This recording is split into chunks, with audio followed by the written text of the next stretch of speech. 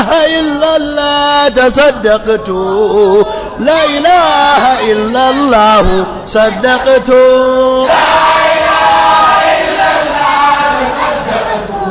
suka ruwato mafi munin abin da annabi ya ce an ji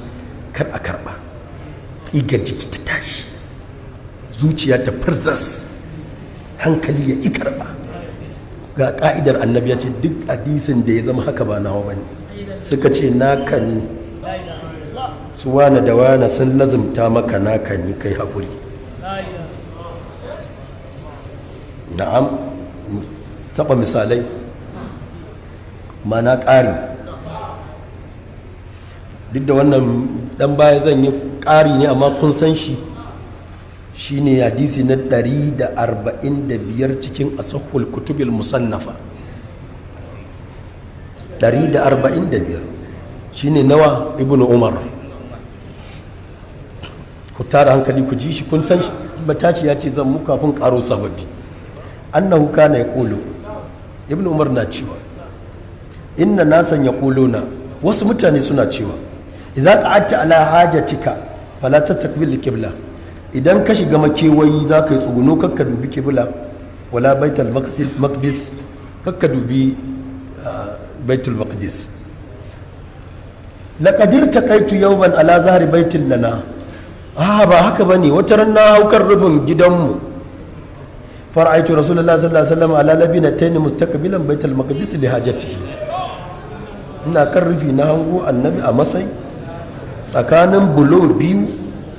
yana biyan bukatarsa yana kallon baitul maqdis la ilaha illallah tasawwur kutubi wannan kuma ba matsala bane ilimi ne ma ka cira hau rufi ka gano ka tsaya har ka tantance da nan ta tsaya da sauki a wasu suka kuma kama hira da annabi din kala sai ce la'allaka min allazina yusalluna ala awrakihim wai ya gano shi kaga kenan suna fuska da fuska in ta bayani ai ba zai gano shi ba ibn umar watakila da gana cikin masu yin sallah akan mazaunansu ko kuma ka gara me ya hada magana an ga mutum akan matsayi da wannan magana da tambayar da yake ko kana cikin masu yin sallah akan mazaunansu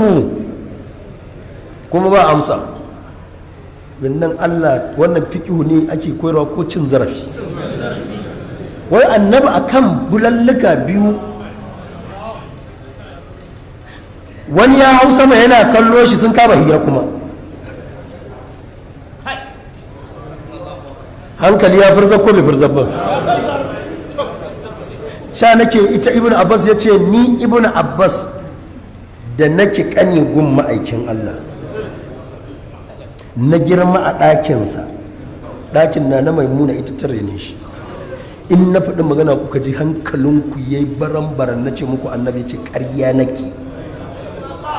da an yi aiki da ita za a karɓi wannan da ba a karɓa ba za mu shiga musiba wani saƙo ake so kai bin umar ba za ka je baka tambayi ma'aikin Allah an ce ba za a kalli alƙibla ka gashi ya baka amsa gayanta aji sai ta yana masai ka ɗau rufi ka kallo shi akan bulalluka ta haka za a karɓi hadisi an kuma ruɓa tunanin mutane suna ganin kyan haka yana a sahul kutubi a farko can aka sa shi maguzancin da kai da ni mutuncinmu ya fi ƙarfin mu yi shi yana buhari an ce haka annabi yake yana masai ana hira da shi kai magana a ce kai zagi ni ne zagi ko wanda suka nasarta annabi wannan shi ne matsala yanzu ka gani korewa nake amma sai su ce an yi zagi